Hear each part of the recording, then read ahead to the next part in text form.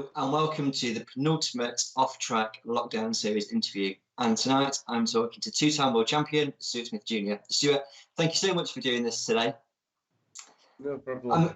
I'm enjoying the view that I've got of you. It's an incredible pictures and stuff behind you.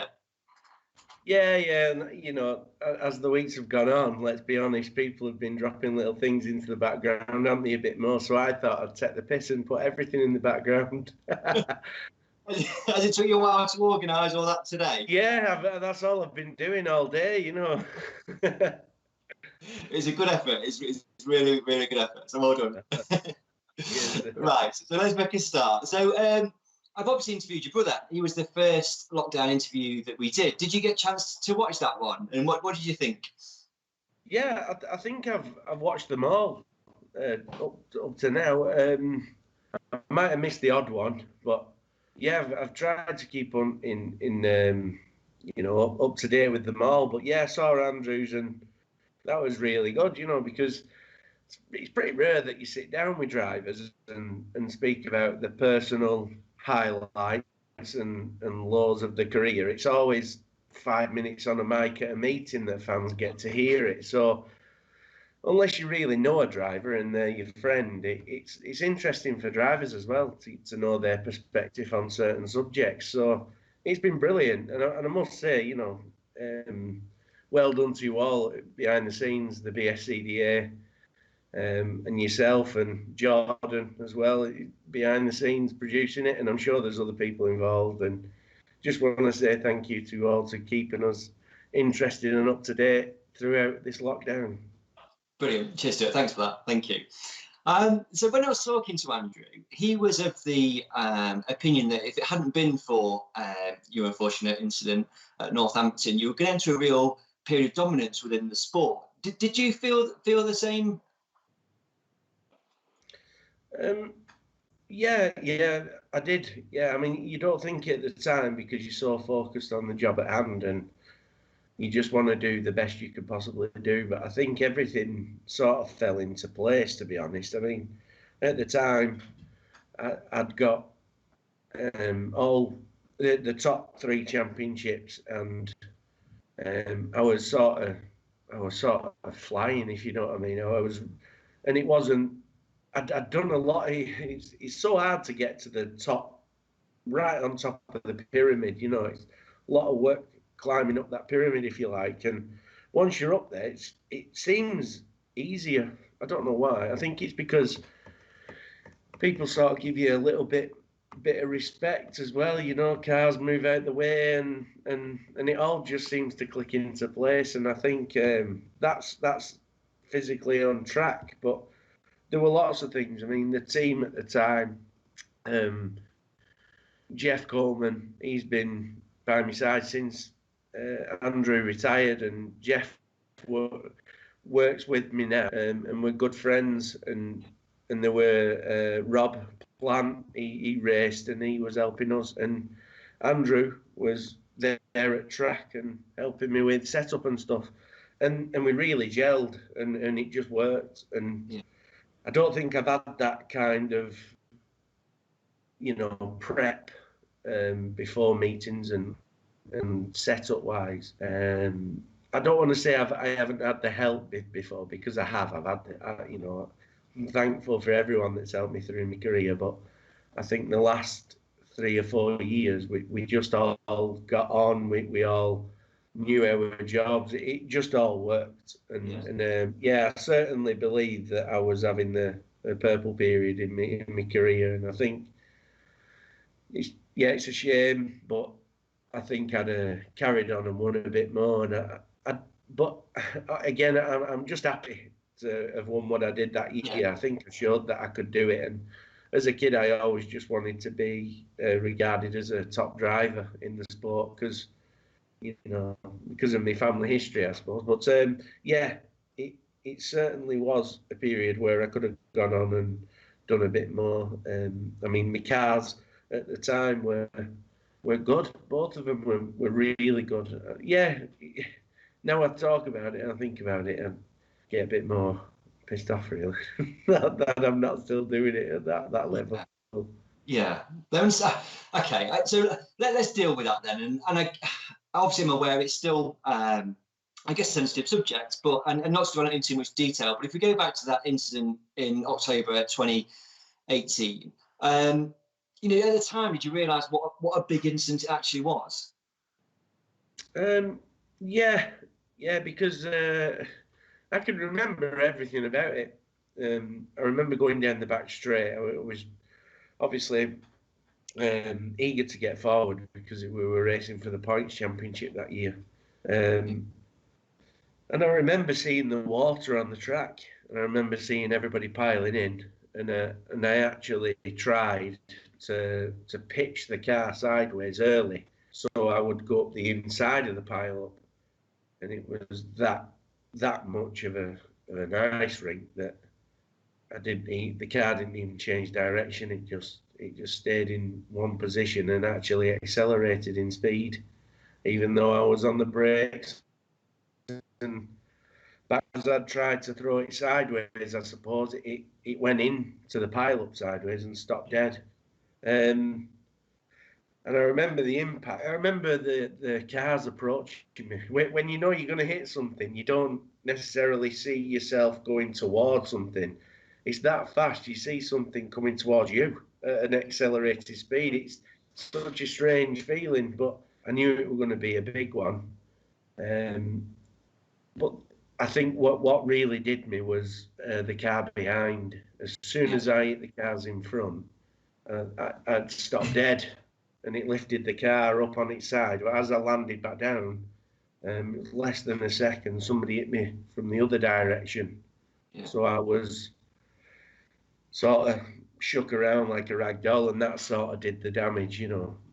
But I remember thinking when I'd hit the first impact were hitting the cars, the second impact were getting hit, and I remember that one being harder because I remember feeling my body go the other way and being instantly in pain and winded, and so both of them combined at once was the biggest impact of my career. Yeah. Right. I've Okay. had a few good ones over the year, but they've all been courtesy of somebody else. But yeah, so I guess it was. Did you know at the time actually this is a big one? And obviously you've explained that it was. In terms of, I guess, how are you doing now then? In terms of you had a bit of a recovery, and how are you doing now? All right, yeah, feel fine. I mean, obviously, at the time it was horrible. You know, you look back at it and it was a scary time, and to sort of, you know, I don't know, to sort of go through what I did and didn't really think about it. I still thought I could do everything I could do before. It didn't really impact me mentally at all. It was more physically, and I was thinking about my wife really and my kids, how it was affecting them because, you know, I was in hospital for a long time, and work as well. I was off work for 2 months, and I struggled to catch up with that. But I'm feeling pretty good, if I'm honest. I think from November this year, I should be the spleen should be completely rejuvenated. So not that I don't ache and creak and crack when I get up out of bed in the morning, you know, but that's just stock car drivers, though, isn't it? Yeah. Almost. Yeah, exactly. Yeah. Well, it's good. I'm glad. And obviously, you know, a long recovery, but good to hear that you are kind of coming to the end of being fully recovered. That's really good news. Yeah, thank you. I think it's fair to say that not only did it have a massive impact on you personally, as you've described, but also on the sport itself. How hard was it to, I guess, kind of decide, actually, I ain't coming back racing anytime soon? Because it's a big decision to make, isn't it? Yeah, I think the seed was planted that night when I got back from that meeting where I had the crash. I mean, for the people that are not aware, I did have a big crash. But I carried on for the rest of the meeting because we were racing for the points. And maybe it was stupidity or adrenaline or what. I don't really remember much about the meeting at all. Other than the last race, I remember I had no brakes all meeting, and after the crash, and I was just driving with the throttle, and it was so hairy. But the last race, we got the brakes fixed, and I still get a bit miffed because I feel as though I could have won that race, and to say I could have won the last race with a broken neck and punctured lungs and a ruptured spleen, I think I'd have done all right from that. But no, I got a flat tire, so that put end to that one. But I think that going back to what you said when the decision was made I think it was more likely when I remember losing consciousness because I'd lost a lot, most of my blood internally, and I was losing consciousness and drifting in and out. I remember the reaction of my wife, and I think that really planted the seed. That I've got 2 kids, I've got a wife, and also when they started shaving my balls to do the operation to save my spleen, I think that was another one as well. I can't go to stock car tracks. You've done that. Yeah. But no, you've got to laugh about it, haven't you? Because if you don't, you go mental, and you wouldn't even walk down the road or cross the road, would you? You've just got to think that sometimes things happen for a reason, and maybe it's that it's opened my eyes that I maybe need to spend a bit more time with my family, and that's how I took it. So that's the decision I made, and I don't really regret it. I'm not going to lie, it's been really hard work not racing and seeing racing and watching racing.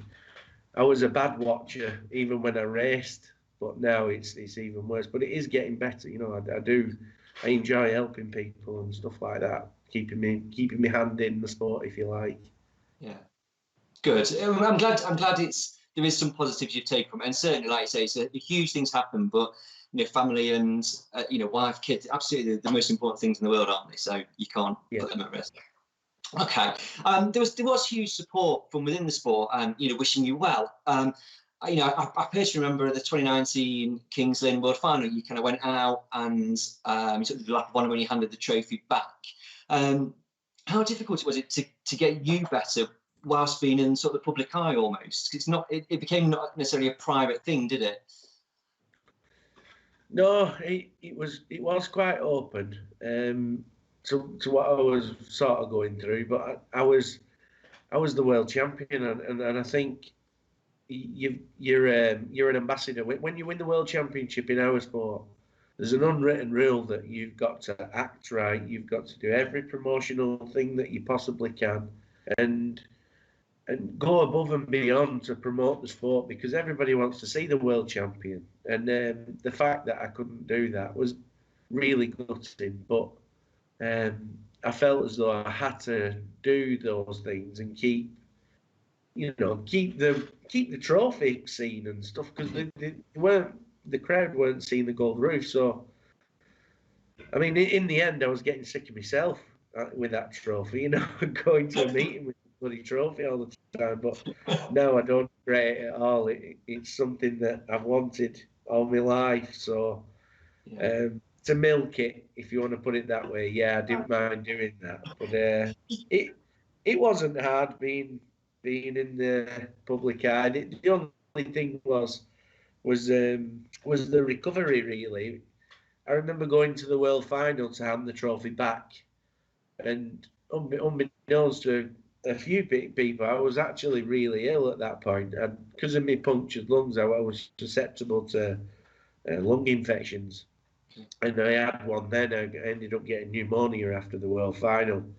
So, gone through a load of rubbish, really, but it's all for the sport, I suppose. You did get a big cheer though when you went round on the truck. Even though you were like really ill. I did, and I was quite emotional, really. because I kind of knew that that would probably be the last time that I would do something like that. But I hate to say it will be the last time because I'm still competitive. To go from up here to down here, you know, my competitive spirit's still alive, and I don't know. I need to get over that, really. Yeah, we'll come to that. We'll come to that. We'll talk about it. Wait for a while. While we're talking about finals and laps of honour, you and Dan Johnson got a huge cheer, probably one of the biggest cheers of the night at Ipswich World Final when you, after he kind of mistimed or misjudged last bend dive on Nigel Green, you kind of picked him up and you pushed him round. So why did you do that? I think it was mainly because I could sort of see why he did it, even in the car behind. You know, I don't know whether I was fourth or fifth. I was totally off the pace that day, and Dan did really well. I think to be anywhere near Nigel on the day was commendable in itself. But Nigel was a man, really. He was nailed on to win it, I think.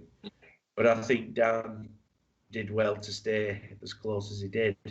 But the reason why I pushed him round was really because I could see the torment in him. I know Dan; he's a friend of mine, and I know that he's. Desperate's the wrong word, but he wants to win the world final just like anybody else who hasn't won it. You know, and I can see the torment in him, and the result of why he did what he did was the result of years of coming second, coming third. Because what you've got to remember as a driver, you want him. I don't care who you are. You want to be world champion. That's what everybody holds as high regard. But it's 15 minutes long in your whole year, and that's all it is. And you spend every night in the garage leading up to that. You qualify through your semi-final, you prep your car for your semi-final as best you can, and you're dodging everything in the semi-final not to get a flat tyre and qualifying the best position you can. And eventually you get on the grid of a world final, but you don't only just get on it, you get within a chance of winning it. And then you start to believe then that you can. And you imagine all this build-up towards this 15 minutes, and then it's for whatever reason it doesn't happen, whether it's bad luck, whether it's someone else, whether you've not drove right. So after that race, you've got to tell yourself, I've now got another year of build-up, of semi-finals, of everything to get to the 15 minutes next year. And to have as many years as he had, I mean, I can only speak from my own experience. I had 11 years from my first to my second, and it felt like my second felt like my first. So I understood his torment, and he did what he did because of the frustration. He finished second a lot. So I just thought he deserved a bit of recognition for it. And I mean, it's a bit of a funny thing. It wasn't until recently I found out. I mean, I was ramming him, trying to get him out the fence and backing up and hitting him harder. And he must, I thought, come on, turn your steering and get out the fence. But I think you were knocked out. But I didn't know. I thought he was all right. But I think he said that I were a bit knocked out, like, next minute I'm being pushed around the track, waving at the crowd. I think he thought he'd won. Brilliant. That was a great thing to do, a great gesture, and it was absolutely well received. So yeah, good, thank you. When I was talking to Dan at Motorsport with Attitude, he was talking about your involvement in his racing last year. Was that something you were enjoying, and is it something you're kind of going to, I guess, continue with? I think it goes back to really understanding how much he wants to win the world final, and I think I was trying to help Dan really to do his best in the world final at Kings Lynn. But Dan's at a point in his life where he's got kids, he's got a wife, and there's other priorities there, which is perfectly understandable. But it's not just Dan that I've helped. I've helped a couple of others as well. There's been people that have bought cars from me, people that I've built cars for. So that'll be for the future. But yeah, there's other people that build their own cars. I don't mind. I just like to help people that I feel, you know, it will end up, the sport will prosper from them being better, if you know what I mean. Yeah. Because we all want to see the top drivers fighting each other, and when somebody's off pace when they shouldn't be, I think I like to help them and get them back on pace. So I would always do that, you know, even if I were racing myself. I wouldn't give everything away if I were racing myself, but you know, I like helping people. I like setups of cars, but I think that goes back to helping my brother. So you know, I used to be really interested in the setup side of things, and so yeah, that's why I helped Dan really, just to get him on with his racing. But I think it's for another day, another year maybe. When Dan's gonna go for it, I'll help him again. Yeah. Okay. Brilliant. When I've spoken to Paul Harrison, you know, Frank Goodman Jr., and your brother Andrew, and we've discussed the pressure that comes being with a second generation racer. Obviously, you've got that, and also you've got your brother as well. So how did you deal with that? I don't really know. Well, first of all, I think with my dad, I can't remember him racing in his heyday. I was too young. I was born in '82, and he finished in '86, I think. So really, I just remember Andrew's racing and being involved with him. But the pressure from my dad wasn't really there. But when I got older and started racing Formula Ones, everyone were comparing me to my brother and my dad. So that the pressure from my dad's side, I think, came into it, unbeknownst to me. I always used to say I wasn't pressured into anything. I would just do my own thing. And within some respects, I did. But, you know, now I've grown up and I've matured a bit, I obviously realised that pressure was there in the background. You know, it spurred me on, but it also hinders you sometimes as well, knocks you down, you know.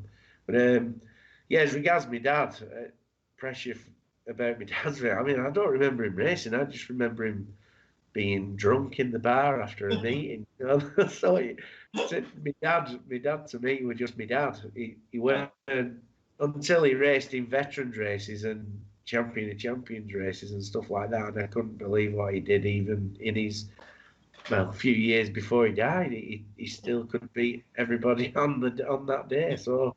Yeah, he was obviously exceptional.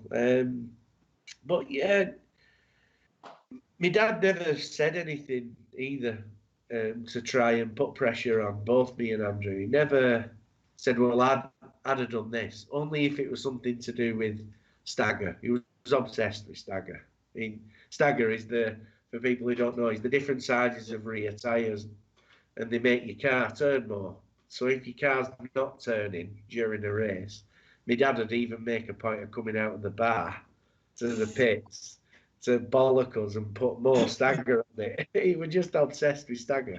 But as regards pressure of saying, well, I did this and you should be doing it, he would never, ever like that. He never pressured us into it. He never used, if we didn't want to race, he would never pressure us into racing. You know, he was a really cool dad, if you like, in that respect. He'd sort of let us do our own thing, and yeah, so I never felt any major pressure from him. But yeah, from Andrew's side of things, I mean, how can you not want to live up to your brother when your brother's that good, you know? And now we've sort of moved away from each other, we've been helping each other.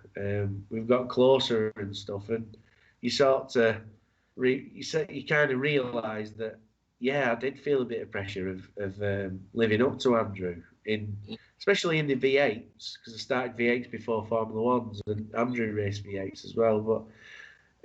But pretty quickly into the Formula Ones, I was one of his rivals. Not right at the start. Later on, I was one of his rivals, and yeah, I suppose all that went out the window. Then it was a different situation altogether, you know. So in terms of picking up on that then, so we saw a little bit of a glimpse of that on Gears and Tears in terms of the rivalry between you and Andrew. You got two people, top of the sport, working from the same garage. Was it how it was portrayed on TV? Yeah, it was exactly how it was. Yeah, it was. There's no script. There was nothing. It was how we were, like, warts and all is the saying, isn't it? I mean, yeah. When they were filming, I was arguably getting to the point where I were on for winning championships, and I should be winning them. And that year turned out a good year at the end, but I felt as though I could have been in contention for a few more things that year, British World Final. But as it happened, it didn't happen. But yeah, because I was sort of one of Andrew's rivals, the garage was. How can I put it? Wasn't physically split in two, but there was an invisible border between Andrew's side and my side. And the odd time, we'd wander into each other's half and have a look and get told to F off back to your own side. So there was that kind of bit of rivalry there. I mean, quite often Cecil would wander into our half when they'd finished all their work and I was still fixing my damage because I was a bit more of a bit of a wrecker. Andrew was a bit more clinical. I was always fixing steel work while they were just concentrating on setup. And when they'd finished, they'd come into our half and Cecil would have a look round and he'd either say, "What the F have you done that for?" Or he'd say, "What a load of tossers," or something like that, and walk off, fill you full of confidence. But so, it was really interesting, to be honest, them days. But such a laugh. We all had a laugh. In the end, we took the piss out of each other. We sold each other's F off, but actually, we were just taking a mick out of each other and having a good time. They were brilliant days. They really were. Yeah, I think it's like one of them things when you look back on it, you actually weren't as bad as it could have been, and it was actually quite nice. You know what I mean? Yeah, that's it. There was a few occasions where it got a bit heated when we never ever argued. We never even stood and had heated arguments between either me and Andrew or the mechanics, Andrew's mechanics and my mechanics, because we did have separate mechanics and everything. Yeah. More times than not, like say, Cecil would have a go at me, but in light-heartedly. Yeah, me and Andrew used to work together as well. So even after a tough weekend, when on the way home we didn't really speak to each other, we'd still have to see each other the day after at work. So. Yeah, so Monday morning after you put him in the fence, was it like nodding to each other at times? Was it? No, I mean, we just wouldn't talk to each other. There was absolutely nothing. No. Okay, right. So my last question, I guess, on that. Are you and Cecil really friends or not? Yeah, we are. We're really good friends. Cec he's one of the funniest and nicest people that I know. I know I could bump into him whenever, and it'd be like we've never really, not seen each other. We can not see each other for years, Yeah. And bump into each other.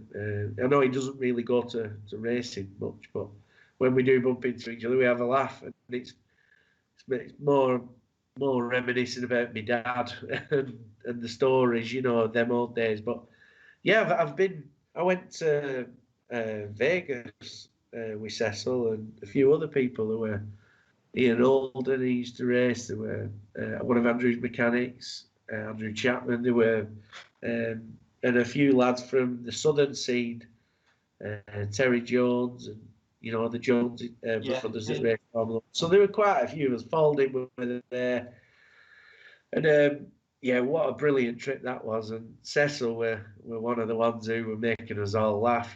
He's such a funny boy. He's so dry. People just don't know how to take him because he will say something insulting, but actually he just taking the mick, really. Yeah. Funny story regarding Cecil. I always remember he's known me since I was a kid. When he used to be mechanic for Andrew, I was probably 14, 13, 14. And he always used to wind me up about girls and puberty and the rest. So you can imagine what he used to say. But I remember once I was the story going around that I had a love interest at stock cars, and I was only 18, I think, at the time, and however old she, similar sort of age, the girl. And I remember getting on the camper after a meeting, and he said, "You don't want to be messing about with one of them young girls. You want one about 45. She'll teach you a thing or two, And that's how he is. He seems to be like my love guru, Cecil. So had a bit of a strange relationship, but he's sound. I get on really well with Cec. So I've never heard him referred to as being a love guru before, so it's a huge. Hey, I'm telling you, he's all right, Cecil. Brilliant, thank you for that, Stuart. If we go back to the beginning of your Formula 1 career, then you debuted at Northampton in 2001, racing your brother's car. Second to John London in the final. And if I remember rightly, because I was there, you tried to have a go at him on the last bend for the win. Is that right? That is right, isn't it? Yeah, that's it. It was a bit of a surprise to us all, including myself, really. How good I did. You got to bear in mind, I started racing minis and hated them. I didn't like them at all. And like I mentioned before, I was really interested in Andrew's sort of racing and setup regards his. I took a real interest in that.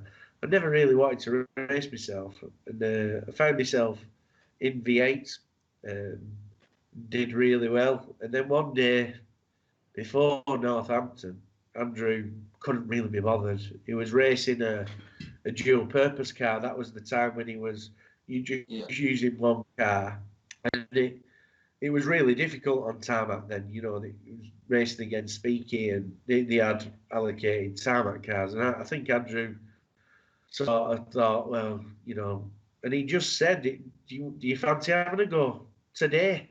It was on the Saturday. Okay. And he said, do you fancy having a go? Well, I remember driving the van to work to get loaded up to go to Northampton. I remember thinking, and I said, yeah. And when I said, yeah, I sort of started shitting myself, thinking, what I said, what am I doing?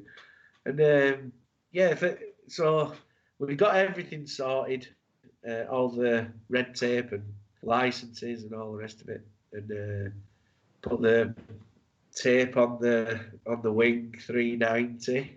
So it went from there. That was how I got the number. I just decided there and then that I was 390. And went in the heat, did all right, not too good. Qualified for the final, but one of the last places. But then Andrew being Andrew, I think he got the tyres out of a skip and put them on the car just to see how good I was, really. And then I showed a bit of promise, so he bolted some really good ones on for the final. And I couldn't believe the difference. It was just like night and day. And I was a bit erratic, which eventually cost me. But yeah, John, me and John have had a weird sort of, relationship through racing. On track, I mean, coming across each other. We always seem to trip over each other. But anyway, that was the first time. He caught me up, and I thought, bloody hell, I really want to win this. This would be amazing to win. And he passed me, and he didn't really do a good job of getting rid of me. I think he trusted me too much. Maybe that's why he's given me a hard time since. But going into the last corner, I left it all on and hit him, but I just couldn't control the car. And John being John, just rode it like I'd touched him with a feather. I nearly knocked my teeth out, but he never even bothered him. I nearly put myself in the fence, and but got second. And I was really happy with it. Everyone was raving about it after. You know, but I remember thinking that, you know, I'm gold top in V8s. I've done really well in V8s, but I finished second in a final in a Formula One, and I'm on front cover of Stock Car magazine. It's crazy. But No, it is, isn't it? yeah, but yeah, I think after the race, yeah, everybody, there was big buzz about it, and interestingly though, I remember my dad telling me after the meeting that once the dust had settled, he come up to me and he didn't really say much. My dad, he were a little bit more drunk than he usually were, so he must have been proud. That was the sign that he was proud. Um, but he said John Lund come up to him actually and said he actually apologised. He says, "I'm sorry about that, Stuart." He said, I had to have that final. You know, I don't win many or something, or it was I think it was a big final to win. I think it was a 500 or something like that. Anyway, he sort of said I had to do it. I had to take, and my dad agreed. You know, he said, "Oh, you don't have to apologise." Yeah. And I kind of I thought, bloody hell, John said that, you know. But Yeah.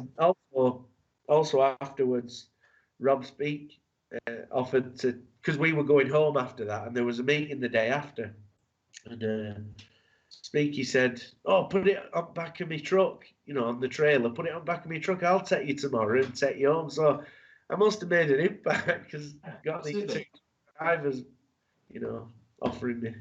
Yeah, it's brilliant. Well, you couldn't have asked for a better start in Formula One, could you? Do you know what I mean? You get to hit John Lund for a final win, and you got Rob Speak offering to take you to the next meeting. It's brilliant. Yeah, that's it. Yeah, it was great. Moving on slightly. So, starting 2001, 2007, first World Final victory. Do you remember much about that even now? Is it kind of impinged in your brain? I don't remember the race. I never have been able to remember races very well at all. I remember certain aspects of a race. I certainly remember who's buried me. Yeah. That's one thing I can remember. But I can't remember anything else. That's something I've just not been able to do. But the World Final, I just remember the last bend, really. When Frankie had a go at me, and I just positioned my car right. But yeah, it was, again, I think it was a bit of a shock to people, but it kind of wasn't to me. I kind of knew I had a chance if I were nearer the front, because the car I had that Nigel Harry has got now, that it was a special car. That it was really good. I felt just unbeatable in the dry on shale in that car. That was superb car. Kings Lynn, wasn't it, the World Final? Yeah, Kings Lynn, yeah. And it was the first time it was at Kings Lynn in 2007 when I won. So we were all fresh to everybody. But the race turned out to be one of the best in the history of the sport, I think. But then, interestingly, the night before, I think we stopped working on it. Me and Anthony Flanagan. He helped me for quite a long time, and there were only me and Flan really the night before, and we had to put the engine in because we'd had engine trouble. And the engine builder was Chris Lofthouse at CJBS Engines, and he became a friend over the years of doing engines. So he really tried hard and worked through the nights to get this engine done. I went and picked it up, drove back to Rochdale on the Friday night or Thursday night, or whichever one it was, and me and Flan worked all night to put the engine in. So we were knackered come World Final day. You know, we were rubbing our eyes, and so I remember that fact. I also remember before the race, Peter Falding. Me and Peter always, you know, if we see each other in the bar, we know it's going to be a messy do. But yeah, I remember Falding were lined up next to me that year, and he just looked at me and he said, "Are you all right?" And I said, "No." I said, really nervous, because I knew I could win, really. And he went, He says, yeah, but that's a good thing. You know you can win it. That's why you're nervous. And I always remember that. Yeah. It's some things are said before big races, and you remember them if they come to fruition. Yeah. But after I won, I was just I couldn't believe it. I'd achieved my boyhood dream. It was unreal. The feeling I can't describe. But on the infield after, I rung the engine builder and said, and he answered and said, Chris, yeah, what's up? Who is it? I said, you're talking to the new world champion. And he went, no, you're joking. And he started crying because he just put so much effort into this engine. So, and then I remember my dad ran on and he hugged me, which me and my dad never did that sort of thing. So and then on the parade lap, he were climbing up the fencing, the catch fencing, with a pike in his hand, and oh, bloody hell, my dad's going a bit crazy. He's worse than me. He was really on form that night. Yeah, I remember everybody seemed to be there that I wanted to be. Like Jane Beam were there, who never really went that often, but she helped me and she sponsored me, and she were there, and to win it with people like her and my mum didn't go that often. She were there. It was just meant to be, I think. Yeah. So, really fond memories of it. Yeah. Brilliant. That sounds lovely. And like you say as well, you're a fan of the sport, and everybody's ambition when they go into stock cars is to win the world championship, and to win it. It must be just a surreal, bizarre experience to stand there and go, I'm world champion. Definitely. The one thing I will say though is it's funny how everybody wants to know you after you win the world final. Your phone never stops. People wanting to interview you, to do things, to sponsor you. It's crazy. It really is crazy. Just after them 15 minutes, and you're winning that one race, it's crazy how much it changes your career. Yeah, brilliant. Thank you. A great insight. Thank you for that. Whilst on the subject of Kings Lynn, I was talking to Paul Harrison about his British Championship victory. For those who don't know, you launched a very unsuccessful last bend hit to go for the win. Did you ever think you were going to hit him going down that back straight? Because you were a long way away. Again, I can't remember.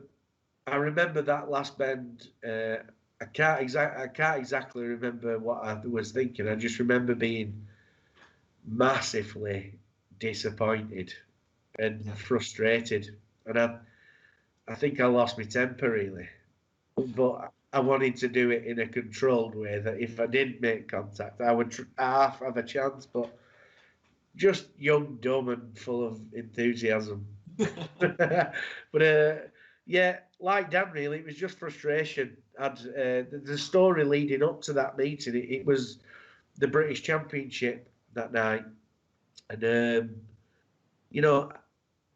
people probably may not know, but I'd come really close to winning the British so many times, and for whatever bit of bad luck, really, I haven't won it. There were an Ipswich where I had a designated tarmac car. I started up front.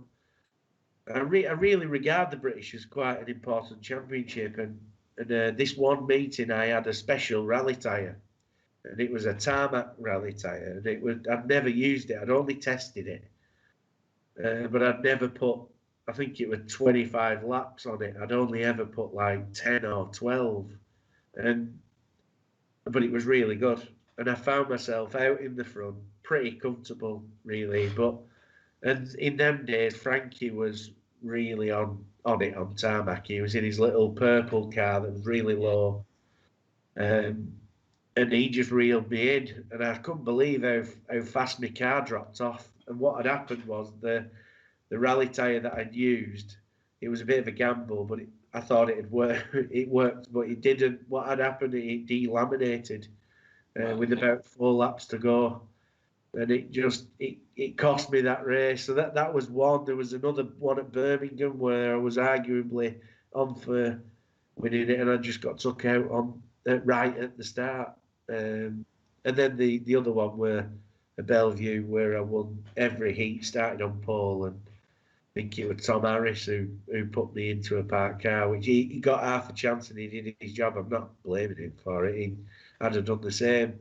And I think I come home third in the end, and my brother won, which was even worse. I think that were gears and tears years, to be honest. Oh, But yeah, so I was really frustrated because I wanted to win that British. You know, I held it in quite high regard. But I had a small block in my shale car for that meeting, going back to that meeting where the King's Lynn, where I did the last bender on Paul.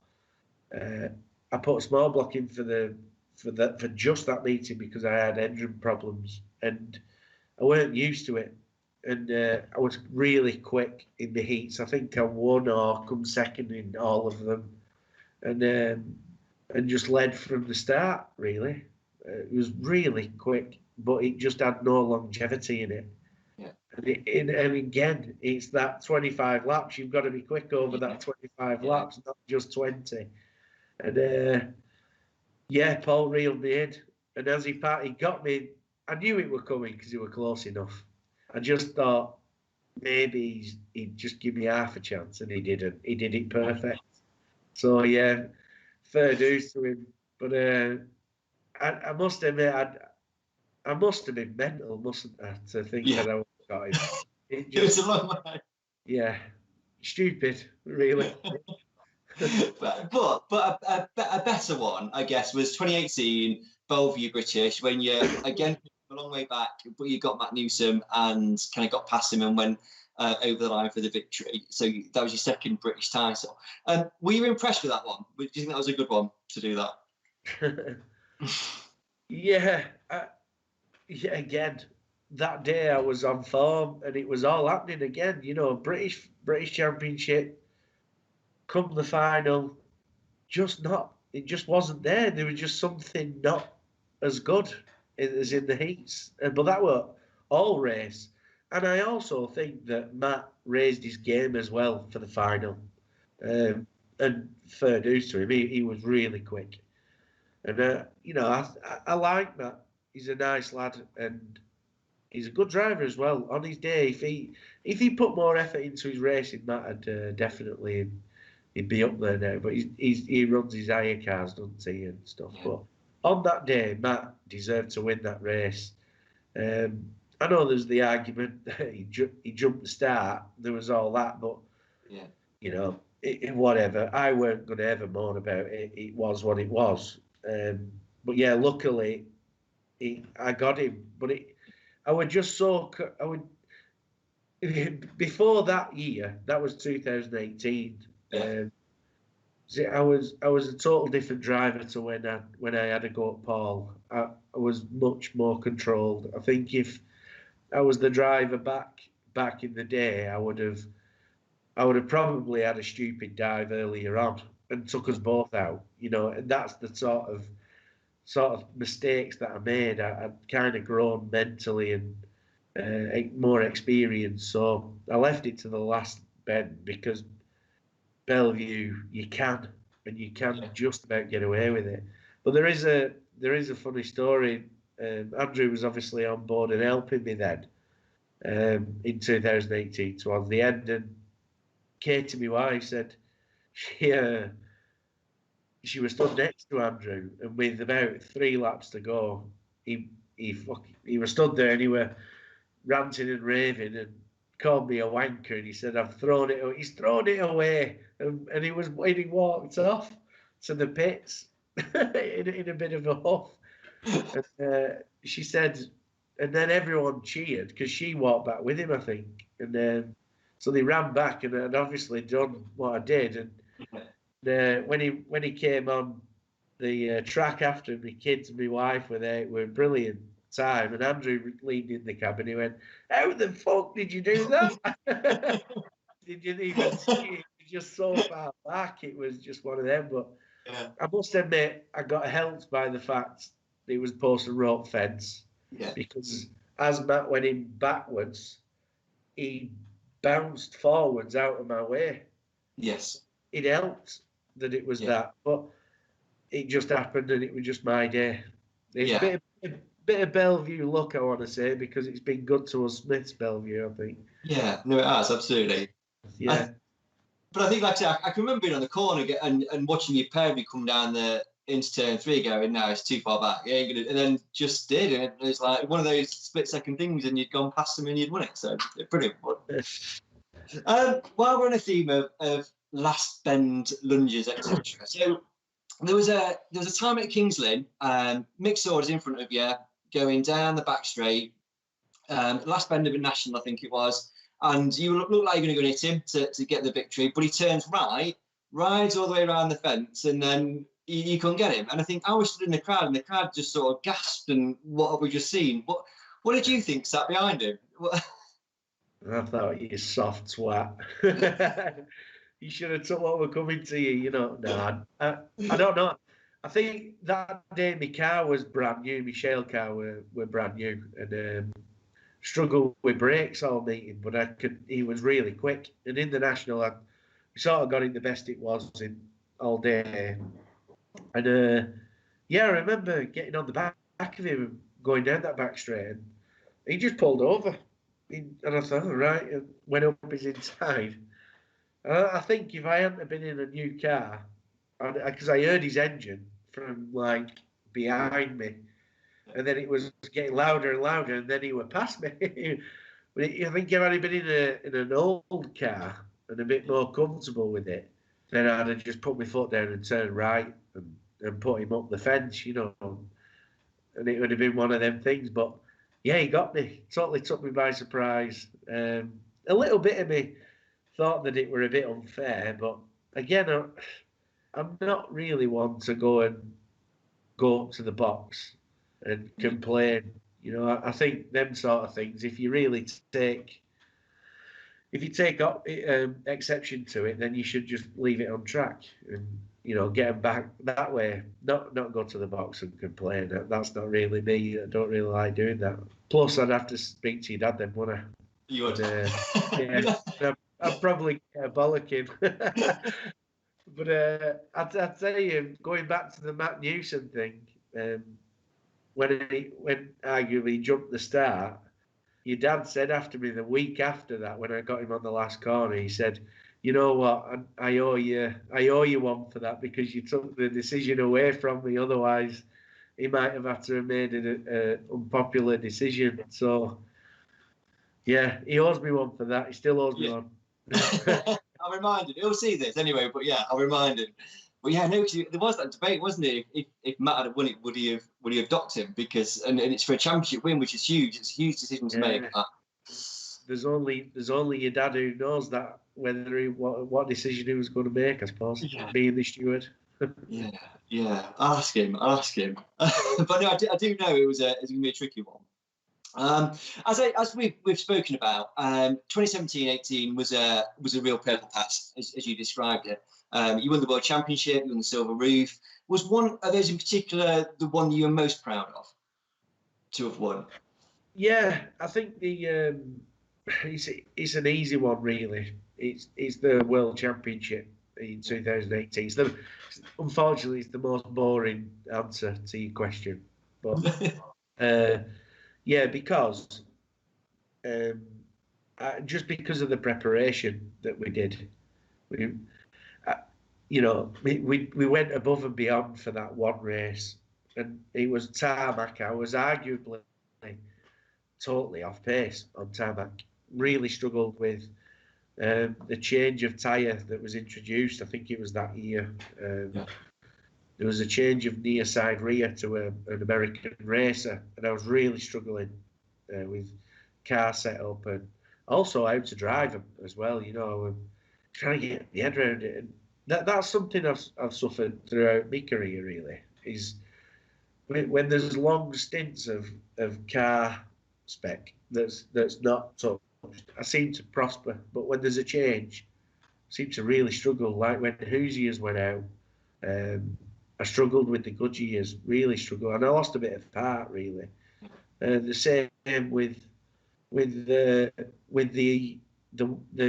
tarmac tyre in 2018. The American racer. So for that World Final, we realised that we're just going to have to bite the bullet and go testing. And the unfortunate truth is, I had 2 days off work.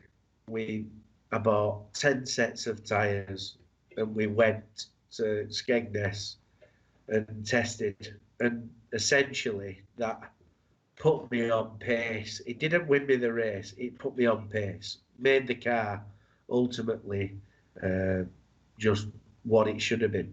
And because that really is one of my favourite cars, that my tarmac car. It's always had potential in it, but just never really been there. But unfortunately, we just got it right just before I'd had my crash. So, in answer to your question, 2018 World Championship, because I'd waited 11 years to win it again, and it felt like the first. And to do it with my wife and my in-laws and my mother there and my brother and my kids, more importantly, and to dedicate it to my dad. He was I just ticked every box, really. So, it's definitely that one. Yeah, it's not a boring answer. Oh, it's a brilliant answer. It's a lovely answer. So thank you for that.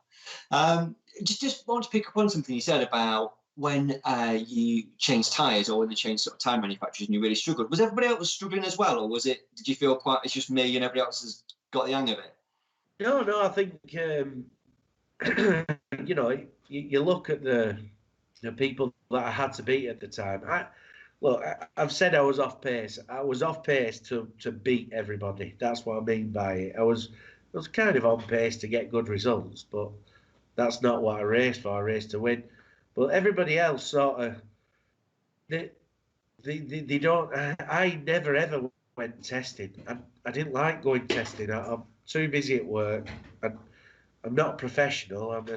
You could argue I'm semi-professional, but certainly not a professional to take 2 days off work to go testing and do what I did. And I think a lot of them were doing it quite often. They were going testing, and fair dues to them. The options there to go testing, and they did more of it and got their heads around it. And that's what you need to do nowadays. It's changed in that respect, unfortunately. But things do move on, don't they? You've just got to accept it. But I think that's why other people made faster inroads on it. Okay. You mentioned about your tarmac car, and obviously very distinctive, as was your shell car, and you started building cars for other people. So how did that come about? Is that something that you kind of see as a future business opportunity or future projects, or? Not really. I don't know. I do it. I do it if we've got time to do it. I wouldn't take orders on and have them stacked up on a table. I wouldn't do that. If somebody came to me and said, "Will you build me a car?" and I've got time to do it, I'll do it. But I won't do two. I won't do 3 or 4. I'll just do one when I can. So that's how I'm kind of approaching it. And they are fun to do, to change them a little bit each time and make them better or whatever. But the cars that I've done, I've enjoyed doing them, and I've enjoyed doing them for the people I've done them for. So yeah. So where does your inspiration come from? Because the tarmac car show look very different to, I guess, what you're seeing on track week in, week out. So where does your inspiration come from? It's the look of them came from New Zealand. There were a driver over there called Craig Boot who brought a car out, and it looked like a professionally made production line stock car, and he just took me, and I drew like a little picture based on his, and I thought I'd be interested because I like cars that look different. The changes in looks attract attention, and you've got to think we're an entertainment at the end of the day, and kids love cars that look different. If they're all the same, if they're all built by one engine builder and just different colours, I think you're not getting the kids, attention as much as if you've got a car with a massive wing on, with a big boot lid, or a big horrible bonnet scoop, even if they're horrible. You know, to get kids involved, I think they need to look different. And yeah, so I knew I was going to make it look as close as I could to the Craig Boot car. But the problem is over here, we're restricted to only being able to use aluminium, and they can use fiberglass over there. So they can have lovely moulded bonnets and panels, and they look brilliant. So I had to think of an idea of how to do it all out of aluminium, and that literally involved screwing pieces of wood together and making my own fiberglass parts, and it was a nightmare to do really, but you know it was worth it at the end of the day because I think the effort is appreciated. Yeah. There was a period when I first brought mine out. I don't know when it was, 2015 maybe, and then Frankie brought his shale car out recently, didn't he? And his tarmac car, and they look different. Yeah. And Ryan's cars look different, and I like that. I like the fact that it's changing and it's evolving looks wise. It's not necessarily money involved. Yeah. It's just making aluminium panels look different, and I just think it keeps the fans interested. You know, like the car that John Dowson's car. I mean, it's a crazy looking car, but it just pricks people's attention. You know, it gets them involved. The kids love it. And yeah, I admire the different looks in cars.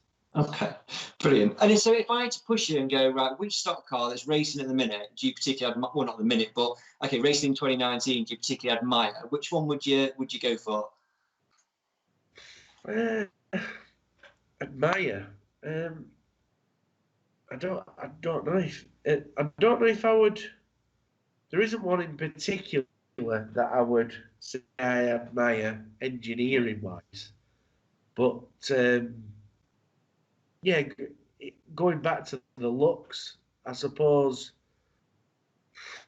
it's a bit of an hard one, really. I've not really thought much about that before, but I think you could arguably say that Frankie's is different looking. I like the fact it's different. Ryan's cars they just look like a late model, really, don't they? They look quite spectacular. Yeah, anyone who does something different, I admire. And engineering wise, I haven't seen anything really that I couldn't do myself. Yeah. You know what I mean? The only time I've seen something and I've thought, yeah, I want to have a go at doing that because I think that's a challenge, is when I went to New Zealand this last year. And the cars over there they use exotic materials. The suspension's more or less unlimited, so they can do anything they want. And the engineering and the level of engineering is immense to then go and knock them to smithereens. And, you know, so there was a car out there, but I can't remember the name of the builder or which car it was, but yeah, the New Zealand cars are something to really admire engineering wise. I admire it. I remember going back to why I like cars looking different. I remember speaking to Stuart Mills because Stuart used to drive our camper when Andrew was racing. And I think the idea behind liking different looking cars is because I remember him saying, and it rang true, was that back in the day, they used to love the cars that had pink polka dots painted on them and, you know, been painted with a roller. Or, I mean, there was even Phil Egg, who I can't remember why. Oh no, that's it. The story goes, he was told. I mean, what a character Phil Egg was. I don't know if you know anything about him, but he did the car jump in a stock car. Yeah. So crazy, but yeah, he was told his car was a bit rough looking. You know, it was rusty, beaten up old thing.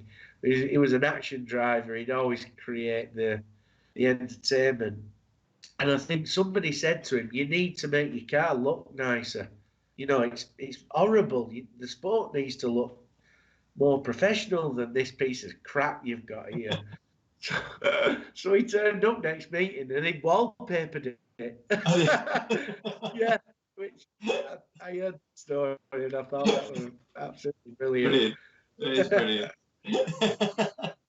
No, I do remember Yeah. Phil Haig, absolutely, yeah. But I don't remember that. I don't remember wallpapering his stock car though. So no, brilliant. I'm Thank you. pretty sure it was Phil, yeah, who did that. Yeah.